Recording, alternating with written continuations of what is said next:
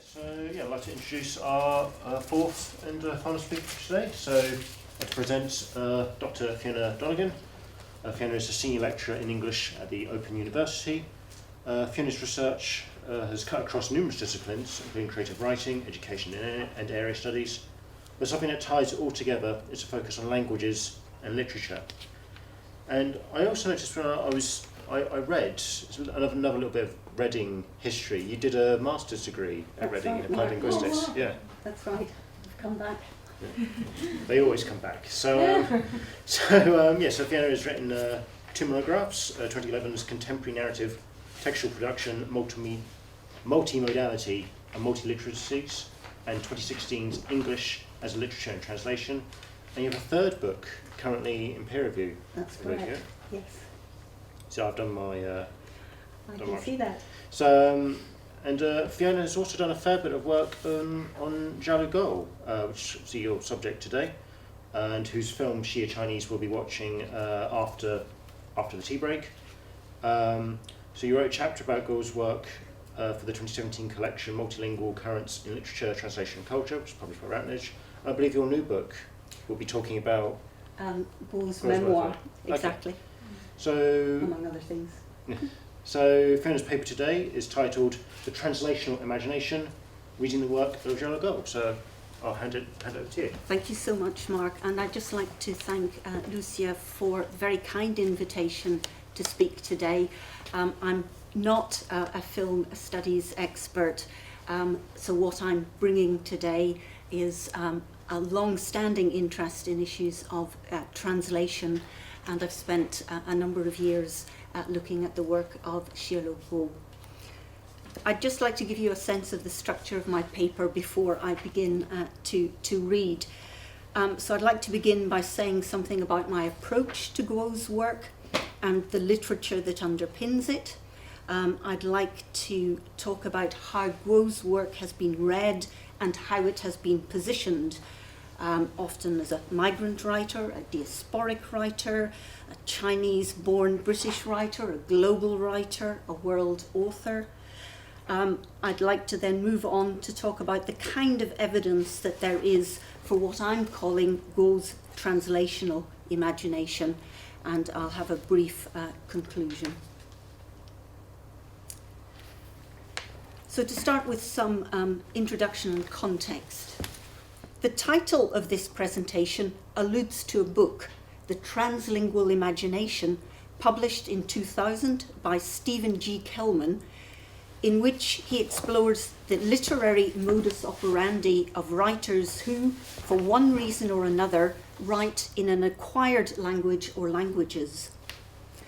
Distinguishing the ambilingual from monolingual translinguals, that is, those who write in more than one language, as opposed to those who leave behind a familiar language and adopt a new one, he historicizes this complex and age-old phenomenon, raising questions about the whys and wherefores of literary translingualism, as well as seeking to understand its impact on textual production and ways of reading.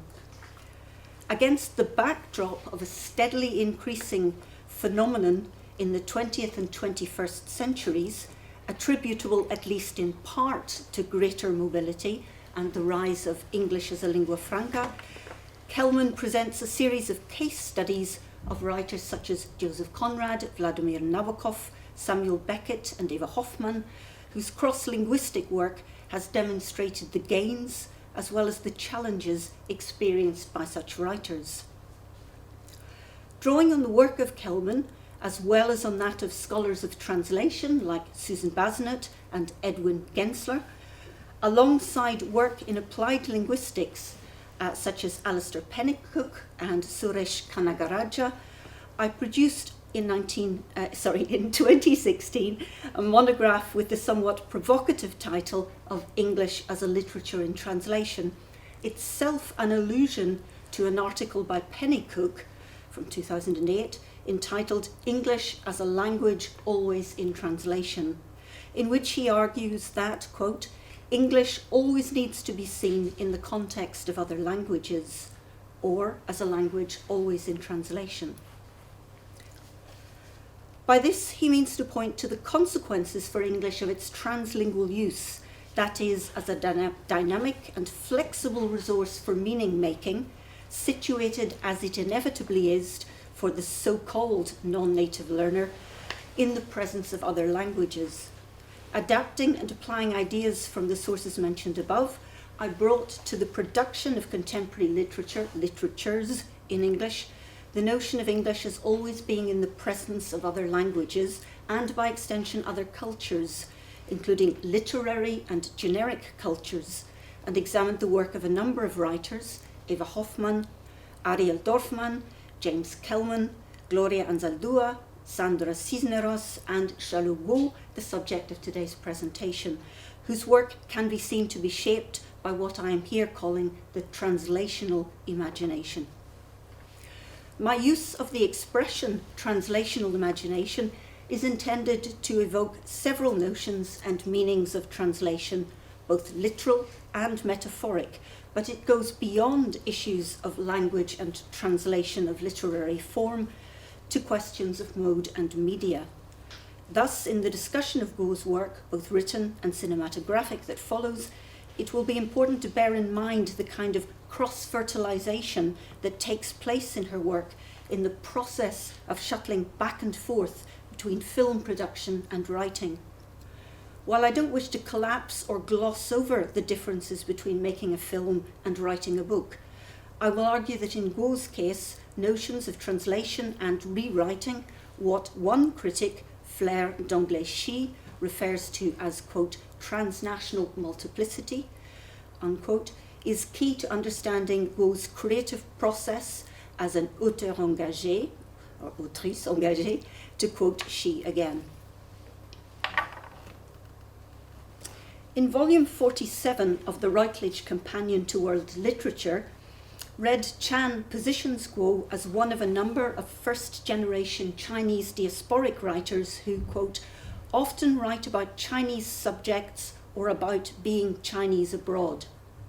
Their works, Chan continues, are part and parcel of the larger corpus of Chinese literature, and their engagement with world literature as informed readers and active contributors enriches and challenges our assessment of China's literary relationship with the world, end of quote. If I have quoted this in full, it is to signal that Guo's positioning and reception as a writer is complex, insofar as she had already published work in China, poems, stories, film scripts, before coming to the UK in 2002 on a Chevening scholarship to study documentary film directing at Beaconsfield. She had also taught at the Beijing Film Academy for several years. So her reputation as a writer of literature in English, which began with publication of a concise Chinese-English dictionary for lovers, 2007, and was cemented by her inclusion in the 2013 Granta Best Young British Novelists, with a piece entitled Interim Zone, which would later find its way into her 2014 novel I Am China, has a prehistory in China, which those of us without access to this body of work, except via translation in English, have tended to neglect or to put aside as the products of an earlier period before Guo's emergence as a translingual writer and producer of literature in English. Yet, as she convincingly argues, Guo's, quote, status as a world author is achieved through a strong willingness and devoted efforts to produce multilingual content in multiple formats and spheres of cultural circulation, unquote. He sees Guo's artistic practice as rooted in, quote, the multiple remakings of texts, end of quote. In many ways echoing my own view expressed in different contexts that applying a translational lens to Guo's work allows for consideration not just of the ways in which he draws on linguistic multiplicity and porosity, but also permits appreciation of the extent to which visual affordances are a feature of her written texts, while her films can be seen to incorporate novelistic and poetic features that chime with her work as a writer. Examples of Guo's incorporation of the visual in her literary texts are multifarious, but to take just a few.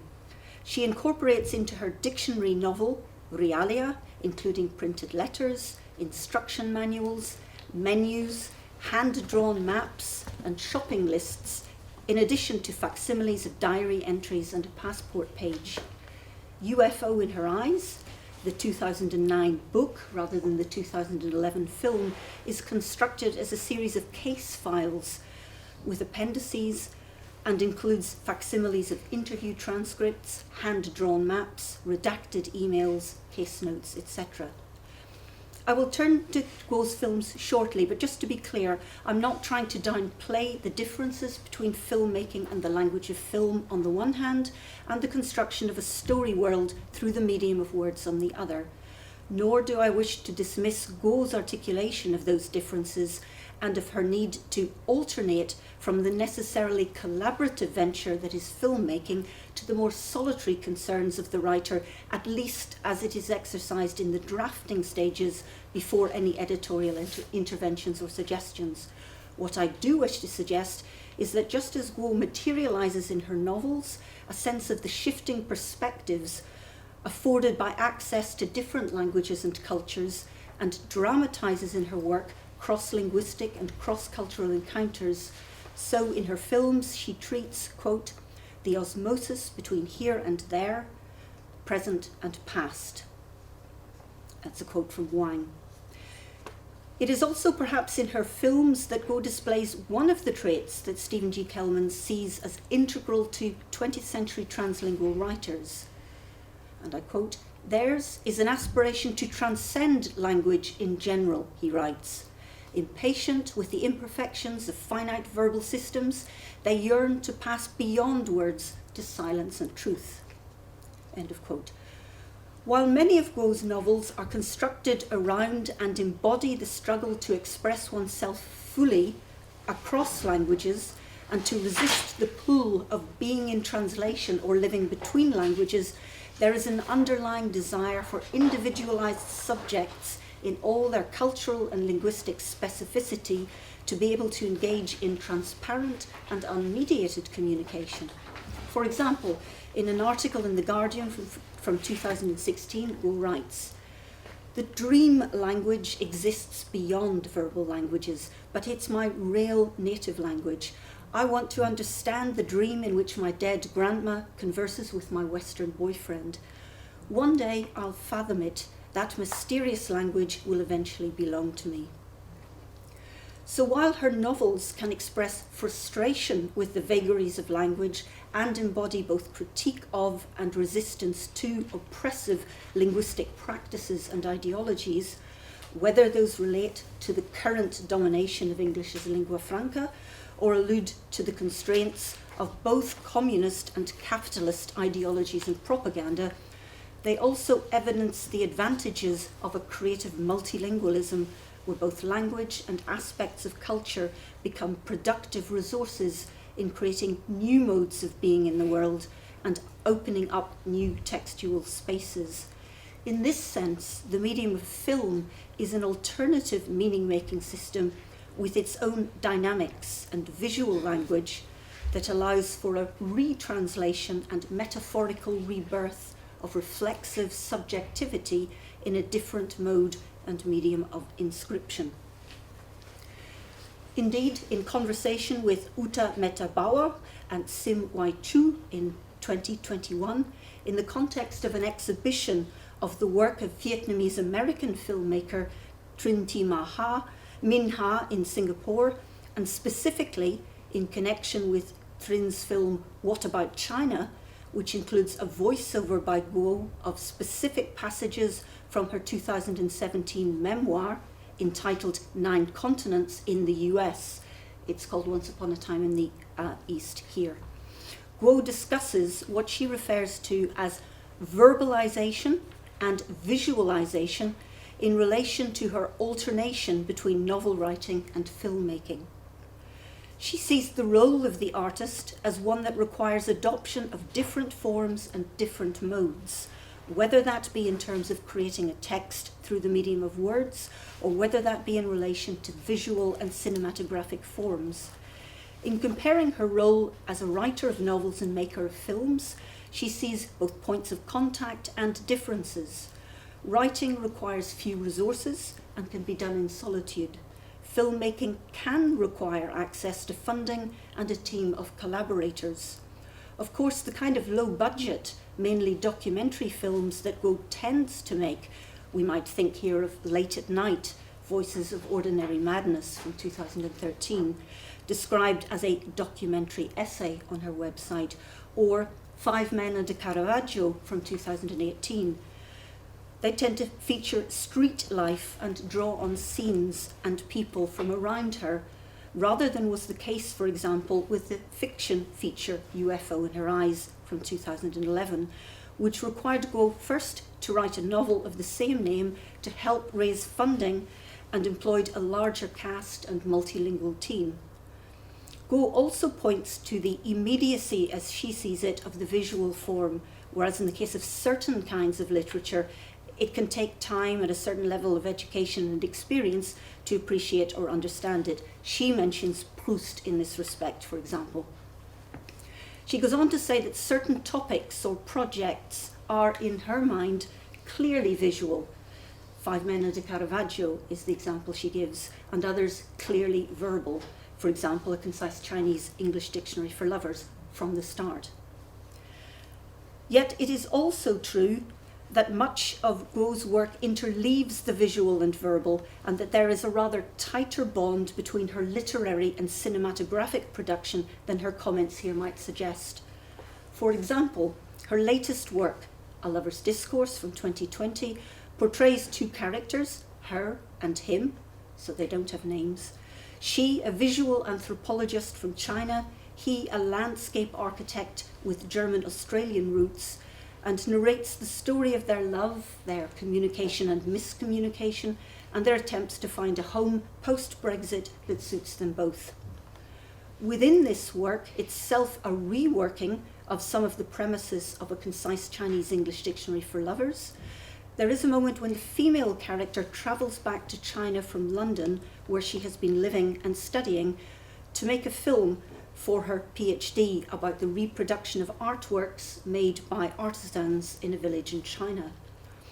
Guo has indicated that this part of the novel relates to her personal experience of having visited Dafen in connection with the making of Five Men and a Caravaggio. In this sense, then, there is a translational chain in Guo's body of work linking not just one novelistic text with another, but also creating dialogue between her body of films and her novels. As Guo is quoted as saying in another interview, translating Love in the Time of Brexit, "One thing I always say about my novels and documentaries and films, they're kind of novelistic images. I try to minimize narrative to reveal the ideas and discussions of our current life." Taken together then, Guo's body of work, both cinematographic and novelistic, is part and parcel of an ongoing translational project in which Guo continues to investigate and give new form to questions and topics that haunt her. It can be said that in bringing a concise Chinese-English dictionary for lovers and a lover's discourse into dialogue, she's not only revisiting and updating a long-standing interest in the work of Roland Barthes, but is also retranslating a storyline and set of themes already inserted in that earlier work, that is to say, a love story and a story about what it means to live with cultural and linguistic difference, and what it means to live in translation with all that that implies. The themes of loneliness and alienation are still discernible across the two books, as is the search for a home and finding a voice and a location from which, and a language in which, to express a sense of identity as a Chinese woman living and working in the West.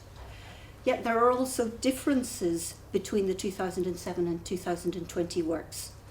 While the lovers in A Lover's Discourse are both, to differing extents, adrift in post-Brexit Britain, he a German-Australian, she a Chinese student, still trying to orientate herself in a somewhat alien environment, and while their relationship manifests some communication difficulties as they get to know one another, themes consistent with those explored in a concise Chinese-English dictionary for lovers. A lover's discourse is in many ways a more mature, nuanced and multi-layered work. I might even say a more overtly intellectual work that deploys structural, linguistic, anthropological and minimal narrative resources to do exactly as Guo, cited above, wished, that is, to reveal the ideas and discussions of our current life. Yet this is done at a certain level of abstraction, such that the work is not tied to the particularities of Brexit, but rather relates via use of metaphor to larger concerns about the position of Britain in the world today and the consequences of retrenchment and a narrowing of scope for those who have migrated here in the expectation of finding greater freedom of movement. So we can see occupation, residence of the narrow boat that the lovers inhabit for a bit as a kind of symbol for what's happening in Britain. And when I mentioned this to some German colleagues, they pointed out that England contains the eng, which is narrow in German as well.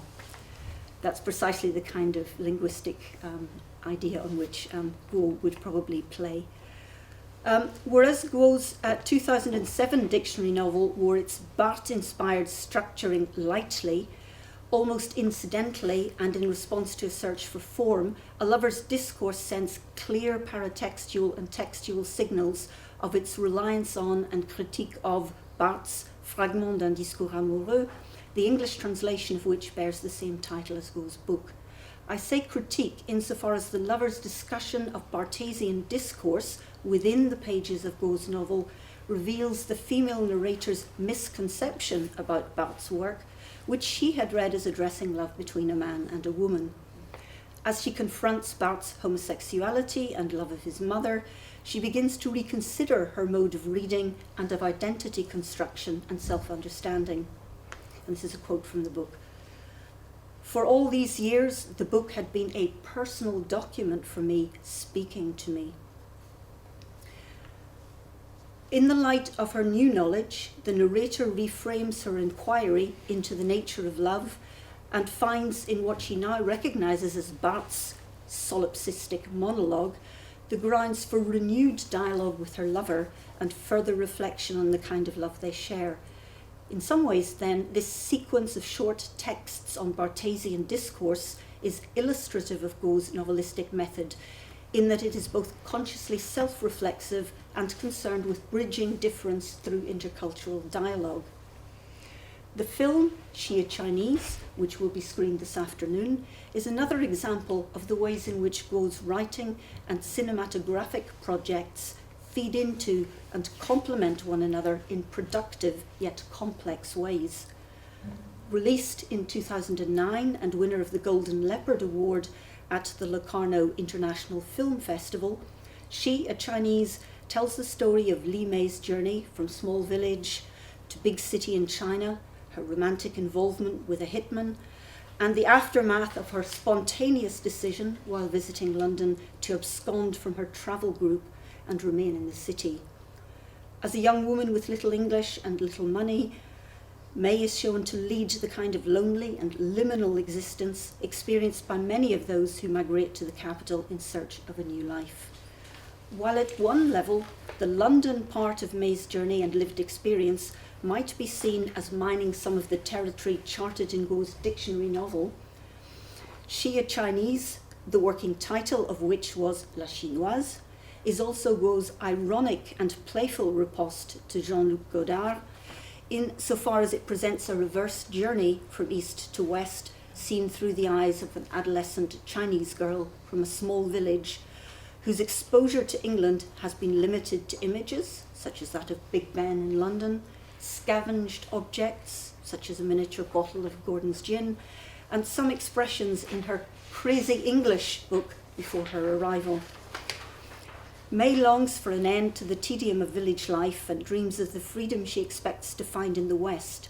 The reality of her situation in London presents a somewhat different picture. The director's statement relating to Xia Chinese situates Guo's desire to break free of what she sees as conventional Chinese cinema and to, quote, cross over cultural borders with a fresh artistic language and a personal voice. She wanted, she writes, to portray a character with a particular individual voice that audiences can closely relate to. Having first seen the film at the ICA in London, I remember emerging from the screening slightly discombobulated with heightened emotions, being both energised and thoughtful, if that's not a contradiction in terms. The film's aesthetic can be seen to relate to the components of style that make up what Hamid Nafisi identifies as an accented cinema, typical of exilic and diasporic filmmaking, with its thematic focus on journeys, on marginal characters, multilinguality, and the employment of a kind of poetic realism which draws on ellipsis, fragmentation, and juxtaposition to create stylistic effects and imbue an emotional resonance. Guo's style of telling combines stasis and movement, so the film is almost in two parts, in the country, the landscape, the focus on landscape, and then later. Sound and silence, there's not that much dialogue, lots of silences and some music, with the incorporation at intervals of music produced according to Guo to support May's inner landscape. This focus on interiority and the gap between outer and inner lives, alongside the film's structuring and division into chapters with intertitles and the brief appearance by Guo herself as inspector in the factory scene, create a self-consciously stylistic and self-reflexive artistic work.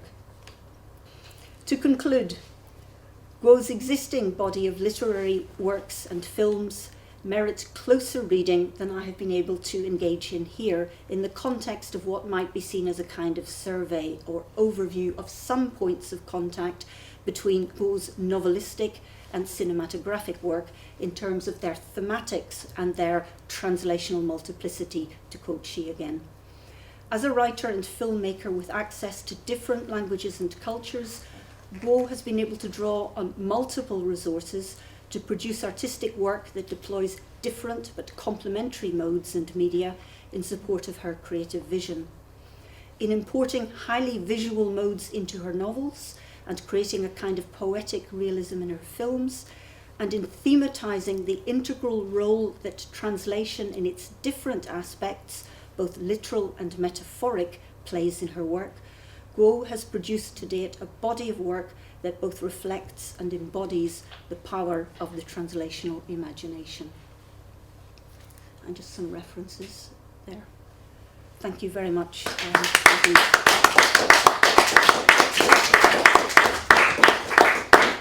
Yeah, thank you, Fiona. I think that's very good that to mention, obviously, talk a little bit about Xia Chinese at the end, so hopefully that kind of sets the stage a little bit for the screening in the afternoon and helps sort of tease out some of those ideas that the film sort of engages with. So we'll wait, so we'll see if any of our online people have any questions, but for now, does anyone in the room have anything they'd like to say? Yes, Jonathan?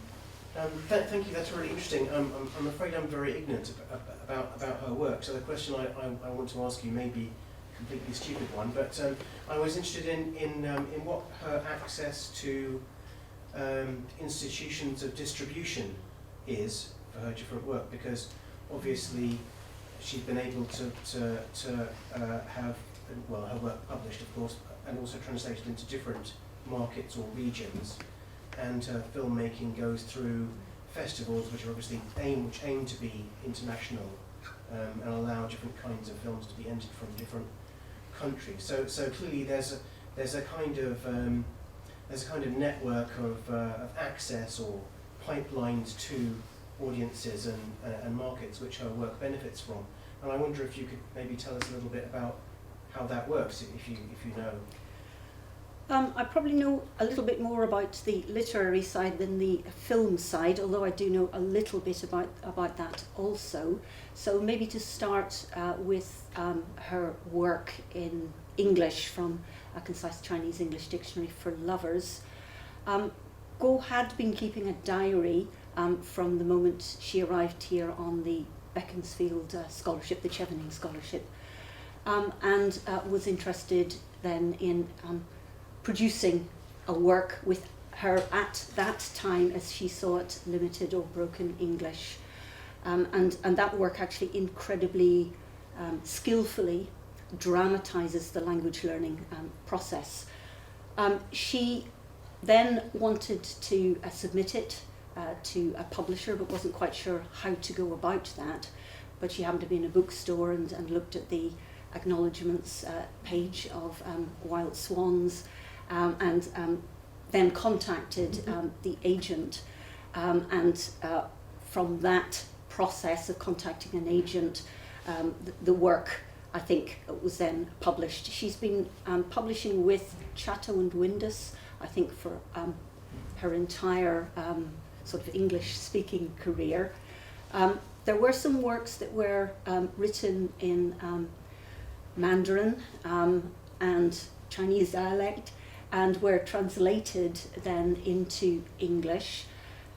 Guo is a writer who's constantly, shall we say, reworking even published works. So I think in the case of some of them, so Cindy, not Cindy Crawford, her name has gone out. There was a Beijing-based American translator who did some translation work. But essentially, even though some works were translated into English, Guo would continue to rework them and update them. She also works very closely with her other translators, the translator into German, who's the same translator has worked for a long time with her. So I think she's built up working relationships with publishers and with various translators.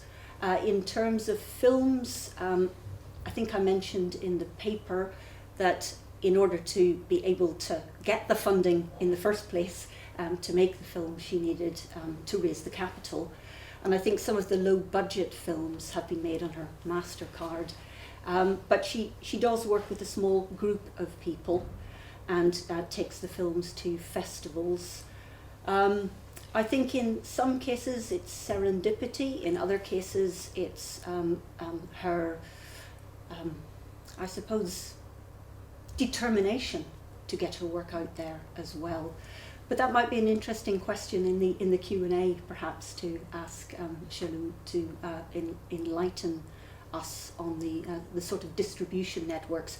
But I think you're right that in some ways it's quite an international audience, or we might say, given that, for example, it was the ICA in London first put on the Shia Chinese. I mean, they're kind of, art house films, if you like. And I think it was in Hackney at Rich Mix that Five Men and a Caravaggio was first screened, and then there's the BFI and so on. So there are particular outlets, and then her films may or may not be picked up.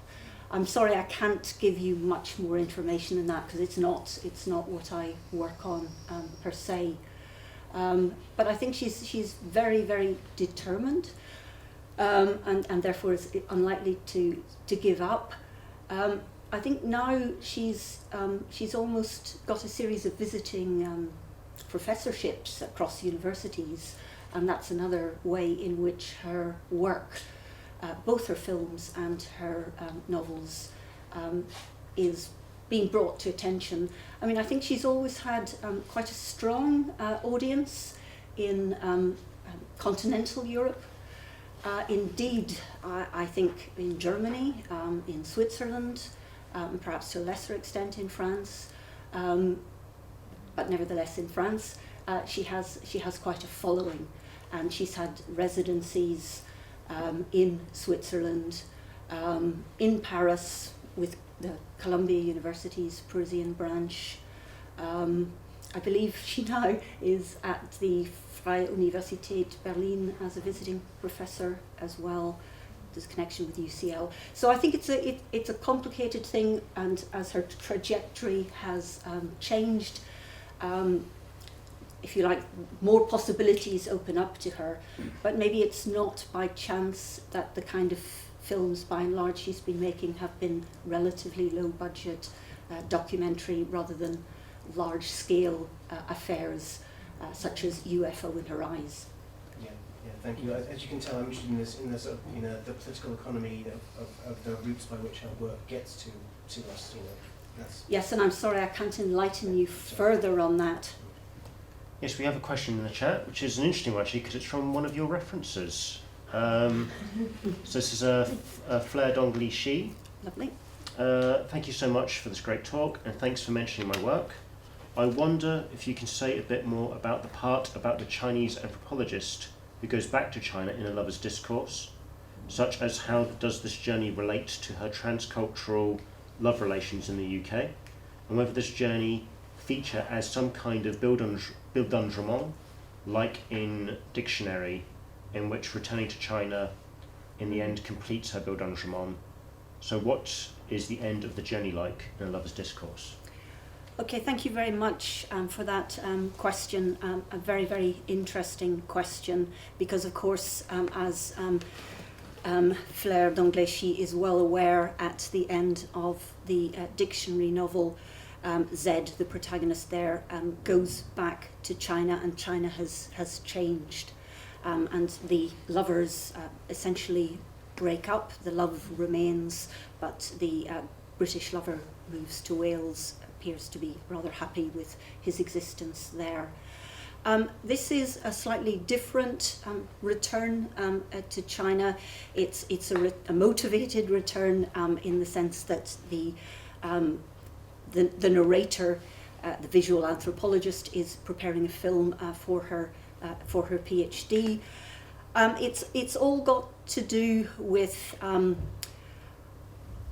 ideas about originality, authenticity, and perhaps ideas that may be prevalent in the West about China as good at technology reproduction, rather than making something new from scratch. And so the PhD that the visual anthropologist is working on is all about Benjamin's art in the age of mechanical reproduction, and taking issue with Western notions of origin and source and originality, and I suppose privileging and understanding the work that goes on in an artisanal village. So in terms of what she brings back to her relationship, it's a good point for her to leave the kind of narrow existence that she's embedded in, to move out. Going back to China, of course, is an opportunity for her to experience the sights and sounds, to understand the work that's taking place in the village. But the book continues with a search for some sort of home. So it's, on the one hand, returning to something that, not that she's lost, but something that is still very much a part of her identity, but something that she's then taking back to the UK in terms of ideas about what it means to produce work, and the idea of the copy versus the original, and in terms of her love life. I suppose it continues this sort of slightly transnational existence. I hope that's, I don't want to repeat the whole book, but I hope that's enough. Otherwise, I'm sure Fleur will continue. Yeah, we may have to wrap up, unless Lucia has a question, or I do. Well, just to pick up on Jonathan's question, Xiaolu Guo has been translated into 28 languages, and I wonder, for example, how they would translate a book like Concise Dictionary Chinese English, because it is focused on the English language and how it relates to Chinese. Must be a complete reinvention when you translate it to another language, mustn't it? Well, in fact, it's interesting you should ask that question, Lucia, because Fleur d'Anglais has written a paper on precisely that. So it's been translated into Taiwanese, but there is also a version, a Chinese version, and I think there's on both sides of the page. There's the English and the Chinese, from what I understand, but there's also a kind of interleaving of artworks or by a Chinese designer. I can't say more than that. I have read Xi's paper, but I've forgotten the details, to be honest with you, but I can refer you afterwards to a very interesting paper. I have read the French translation, and I wondered how that would work, because I take your point, the point of your question, how you do that, not just actually where you're looking at broken English and an English that's improving, then how do you do that in, not just in Chinese, but how do you do it in any other language? Do you have to then think about who might be learning the language in that particular country, and the type of perhaps what might be called errors are made, or the kind of interlanguage that learners use as they approach the sort of mastery of the language, though I hate that terminology, but that was the old idea, essentially. So it is, translation there is an issue, and as I say, I have read the French version of A Concise Chinese English Dictionary for Lovers, and I know that, as I said before, Xiaolu works very closely with many of her translators, and has said that it's through the process of working with other translators that in essence she also has to think about what it was she was trying to say in the beginning through their questioning. That ties in very well with your idea, the idea you were discussing at the beginning of the presentation of English being a language in permanent translation. And I think she's also addressing this kind of lingua franca that English is, and questioning it, and discussing it, deconstructing even the English language into the bits that speak to her imaginary, and playing with it. Yeah. And I think that there's also a kind of resistance to an idea that everyone has to speak English in a certain way with a certain accent. Yes. So I really like the way that Guo is unapologetic about taking language as resource and culture as resource, and using it to create what she wants to create for her own purposes in her own contexts. So not the idea that there's some sort of standard which we have to approach. That English belongs to everyone, and we take it and we work with it, whether we have regional accents, whether we come from here, there, or otherwhere, and we use it for our own creative purposes. It really is a tour de force, the Concise Chinese English Dictionary for Lovers, from that point of view. Of course, you can only do that once. and so Guo has found other ways of embedding and thematizing translation, not least in I Am China, where the whole process of translation is integral to the unfolding of the narrative. So I'll not say too much more about that, but there is a SOAS educated translator, Iona, who is involved in deciphering documents which are brought back to London from Beijing, and in translating those documents and letters, she learns something about the lives of the two characters.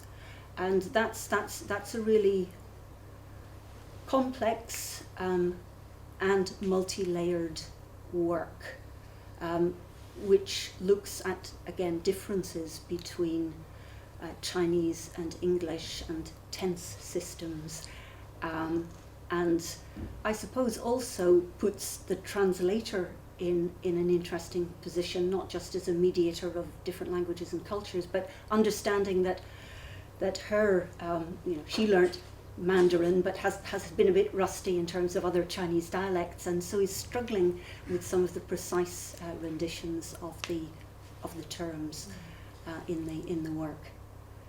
Thank you. Yeah, I think we're going to have to. Yes, thank you again, Fiona. I think we'll have to stop that there because we now have about 15 minutes. It's about 3:45 now, almost. So thank you again, Fiona.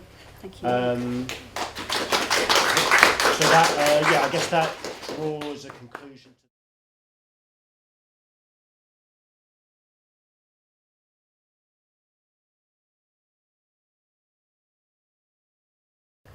So now we have a slightly shorter than advertised tea and coffee break, and then we are going to move into the Mgena Cinema.